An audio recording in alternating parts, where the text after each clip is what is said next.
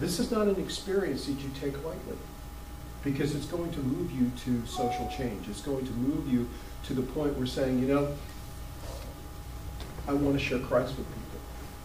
But here we are in Ezra, and I'm going to sort of unpack it slowly with you, because I want you to see, why did Israel fall into captivity? Because they were in captivity, and they were in captivity several times during the history of Israel. Don't kid yourself, but we are in captivity here. You see, in Israel, during Ezra's time, there was corruption at all levels of society. The people of Israel and the priests and the Levites had not separated themselves from the peoples of the land. Indeed, the hand of the leaders and the rulers had been foremost in this trespass. The priests, the Levites, the people, the leaders, the rulers were all bankrupt morally. Does that sound like our society? It sure does. I was listening to a kid talk the other day. I can't remember where I was. This young kid was a teenager, was talking about all politicians are corrupt. All of them. Don't care what good they're doing, they're all evil. It was like, whoa, your life's a little jaded, dude. What glasses are you looking through? You know? I mean, all. He was determined. All. Evil, wicked, bad. None are good. Kill them all. Line them up, shoot them. I mean, that was his attitude. They're worthless. Ezra time, people were selling. People were being forced to sell their children into slavery to buy bread. Because the people, their fellow countrymen, were taking advantage of price gouging.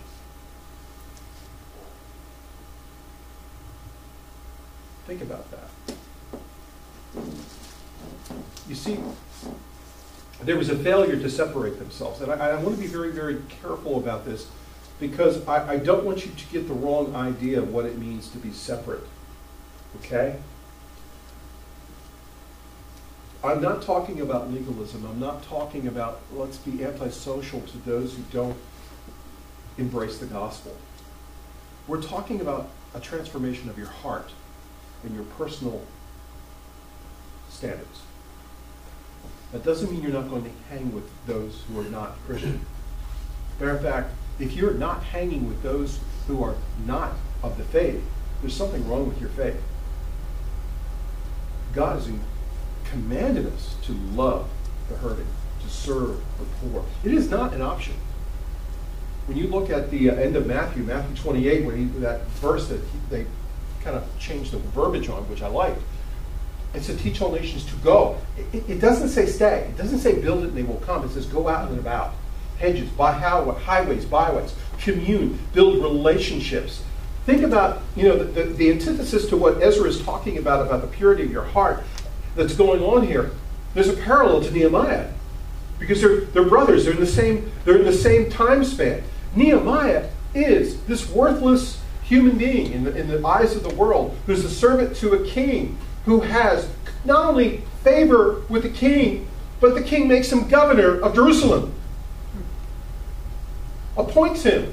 Says, go to my quartermaster and secure whatever you need to rebuild the entire city. The king gave him a checkbook. Okay? King wasn't a Christian. We can't lose sight of that. The people that Nehemiah had to deal with, the majority of the leaders were not nice people. So much so that the people that Nehemiah was getting to do the work on the wall said, dude, listen, while you have your trowel in your right hand, keep your sword in your left hand, because you never know who's going to stab you in the back while you're working. Whoa. We don't have, it's not like we go gardening here, we have to take it's like my buddy who lives down in the Ozarks. Well, he carries a Magnum 44 to church. Preacher. Really? Yes. He lives in the Snake River Valley in the Ozarks. Oh. Guess what they have in their parking lot? Yeah. Big honking rattlesnakes. He said, listen, dude, you do not go out at night. You don't wander off the front porch. Matter of fact, I don't want you on my front porch. Stay inside. I'm having my coffee and I'm looking at the 6 deer in the yard, and out the other side of the house here, this kapow! And I walk out, there's a 6-foot long snake that he just shot. Bald eagle in the front yard. I mean, it was beautiful, beautiful. But We don't live that way here. Nehemiah's time, they did. You see, you've got to look at the picture of Christianity. Let's look at Jesus for a second. He ministered during oppressive times. Think about this. Bear with me with. On your way to church, did you see any dead people hanging on trees that were executed?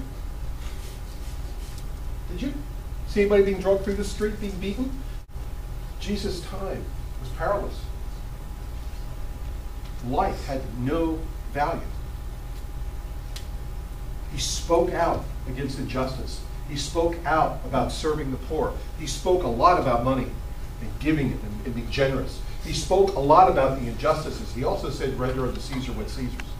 We'll look at that in a minute. Think about Paul's time. We're studying the book of Romans on Thursday night. Steve, so I have the statistic correct. What was the percentage of people in Rome that were slaves?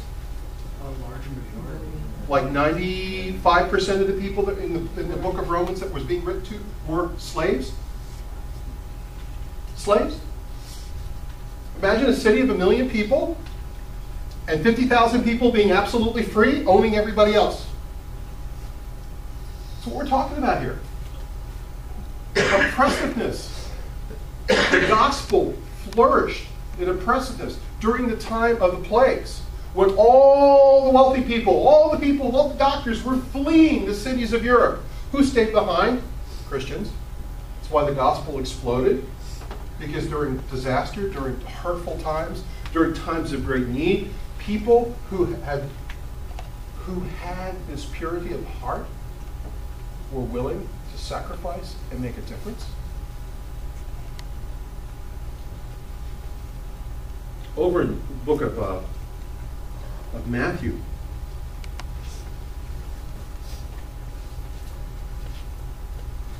Jesus was teaching on. In verse 11, he says, "Blessed are you when they revile and persecute you and say all kinds of evil against you falsely for my sake. Rejoice and be exceedingly glad, for great is your reward in heaven, for so they persecuted the prophets who were before you. You're the salt of the earth. But if the salt loses its flavor, how shall it be seasoned? It is good for nothing to be thrown out or trampled underfoot by men. You, my friend, are the light of the world, a city that's set on a hill that cannot be hidden. Nor do they light a lamp and put it under a basket, but put it on a lampstand and give light to all those who are in the house. Let your light so shine before men that they may see your good works and glorify your Father in heaven."